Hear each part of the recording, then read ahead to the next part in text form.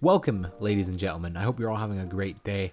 And obviously you've clicked on this video for one thing, and that is to find out if you should buy Call of Duty World at War in the year 2021. Today I'm going to be answering that question for you. Hi, it is Kyle here, and obviously you clicked on this video, like I said, to find out if you should buy World at War in 2021. And today I'm going to be explaining everything to you that you will need to know before you make the purchase, so you know if it's a right choice for you or not. I'll be going over, as we always do in these series, the campaign, the multiplayer, and the zombies mode. We'll also be going over player counts as well. This is on the PC version for me, but obviously if you're going to go on to other platforms, it should roughly be the same as well. There's probably going to be a few more people on the other platforms like Xbox and PlayStation, but shouldn't be that much more than the players on PC. Before we get into the video, I would recommend leaving a like because it helps get the video out there so other people can see it, and I would also recommend subscribing because I make these types of videos on the regular, and who knows, maybe you want to buy another game in the future and I'll do a review on it and save you time and quite possibly even money.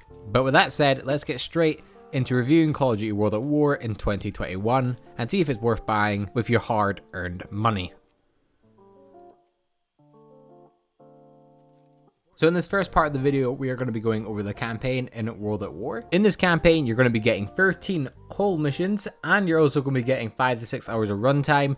So it should kind of even out to 5-ish to 6 hours, depending on what difficulty and how fast you're playing through it. But there's definitely plenty of content there to go through. Now I will give a brief description of what the campaign includes. Don't worry, there's not going to be any spoilers. We don't do that type of stuff here. But let's just get right into it. The crazy thing about World at War as well is it actually features 2 campaigns in one campaign. The American side and then the Soviet side. So we are just going to be going over the American side for this video. The World at War campaign takes place in World War II, exactly on the 17th of August, 1942. The campaign jumps off on Marken Island, and you play as American Marine Private Z. Miller, and it opens up with you watching your team get tortured and murdered right in front of him. You are then rescued and make your way through the island, and then after that you play in other historical events in World War II, which I'm not going to say because I don't want to ruin the game for you. With a brief explanation of the campaign and the runtime of the campaign, how many missions you're going to get, I guess it comes down to my opinion once again. For me personally, World at War's campaign is an overall enjoying campaign.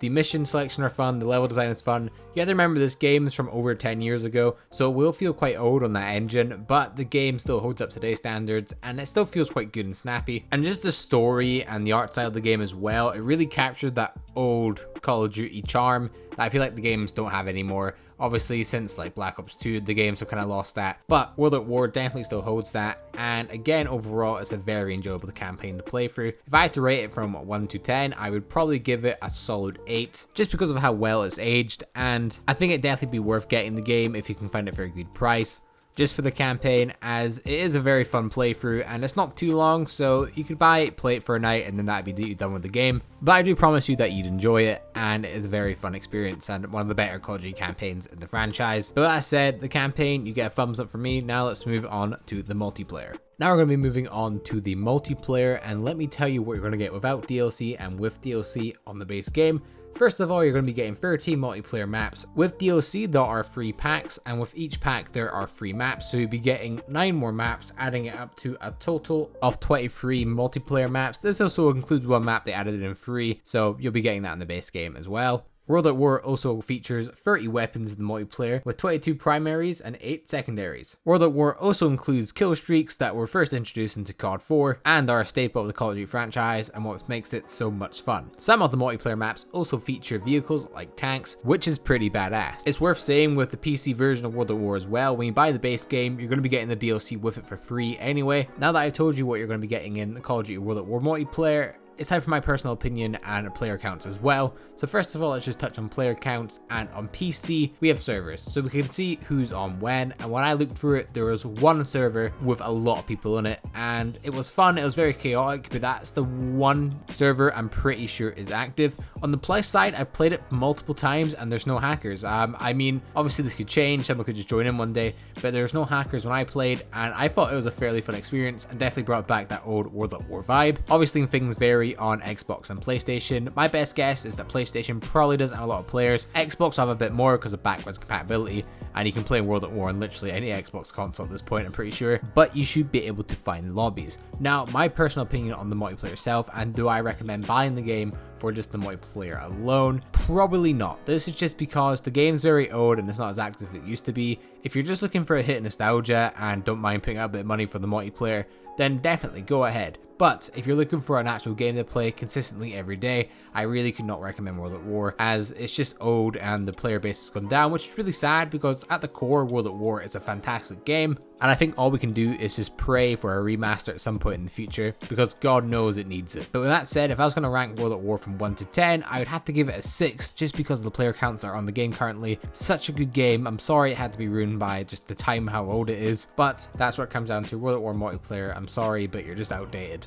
Now coming on to our last topic for the video, and normally my favorite part, and again it is zombies. Now, World at War was the birth of zombies, and the first ever zombie map that came out was on World at War, being Nectar and Toten. Along with that, if you choose to get the DLC on console, obviously you're going to be getting the DLC on PC just with the game anyway. You'll be getting Varuk, Shinonuma, and the all-time classic fan favorite, Darius, that everyone absolutely loves, all in one little package. This game is zombies at its core, and going back to it from Cold War, it's just so refreshing to play the classic, you know, what zombies is. Obviously they added great features into the newer games, but just going back to bare bones just feels so much nicer, and just playing Darius and the weapons are fun to use and feel fresh again. And I don't think you can ever really beat that all-time high of camping with your friends on the catwalk on Darius as well, or having LMGs, PPSH, ray gun, Wonderwolves, you know the drill. It just can't be matched. On top of that, World at War also has custom zombies, which you can download from websites. Obviously it'd be easier to buy Black Ops 3 and get custom zombies from that, because it's all put on the Steam Workshop. But World at War does have some pretty good maps in it, and if you're just looking for that old, like 2012 custom zombie vibe, I would definitely recommend downloading that to use it. Now it's going to come down to my personal thoughts and opinions, and is it worth buying the game for zombies? And to be honest, if you are a zombie lover, yes. And there's many reasons. Obviously you could just buy the Black Ops 3 and get it with Zombie Chronicles 2, but there's just something about World at War and the feel of World at War and the feel of World at War weapons that can't be matched to the newer games. It's pure nostalgia in its finest, and it just cannot be matched. I can recommend this to newer players as well, because going back to something a bit more basic compared to the newer stuff, it can really just make you appreciate how much it's evolved over time. But I think it's a pretty basic rule of thumb that everyone on this planet should play Darius once in World at War. If you don't do that, then you're not really that epic, are you? But World at War, you are going to get a solid 9 out of 10 for being a great zombies experience, and for a good price as well, as you can get all on Steam for £20. And I think that's just amazing. A quick summary of everything. Would I buy the game for the campaign? Yeah, I would buy it if you're looking for a good campaign to play through. Obviously it's not long, but if you're already putting a wee bit of money and you want a good campaign to play, I would buy it. For the multiplayer, absolutely not. The multiplayer is kind of dead, and I really recommend buying a more active Call of Duty game like Cold War or even Modern Warfare. And for zombies, again, yes, I'd have to recommend it, because zombies in World at War is just classic, and you can't beat that old World at War vibe with any new current game. I want to stress the newer games are better because the engines are better and the map design eventually got more improved on, but World at War again just has that classic vibe where you and your friends go off and muck about, and there's nothing more than that. It's just simple, fun killing zombies. With that said, guys, that's going to wrap up the review here. What did you guys think of the video? Let me know in the comments below if you'll be purchasing World at War for either the campaign, maybe even multiplayer, or zombies. Leave a like in the video if this helped out at all, and subscribe as well, as I upload these videos on the regular. And I will see you guys in the next one. Goodbye.